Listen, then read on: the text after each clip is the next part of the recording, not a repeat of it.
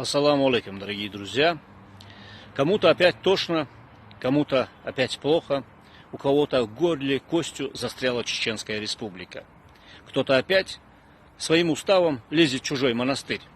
Буквально с сегодняшнего утра наблюдаю в социальных сетях, непосредственно информационных источниках, таких как МК.ру, таких как Общество, ну и других много, мы знаем, социальных сетей и непосредственно информационных источников, которые периодически любят озвучивать Чеченскую Республику и делать на нас пиар.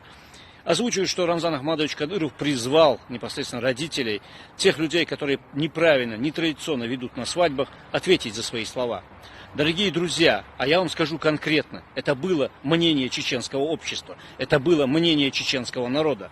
Мы объединились в этом вопросе, мы против того, что нам извне навязывают, мы против того, что непосредственно извращает наши культурные ценности, институт культурных ценностей, заложенный нам в тысячелетних традициях нашими предками.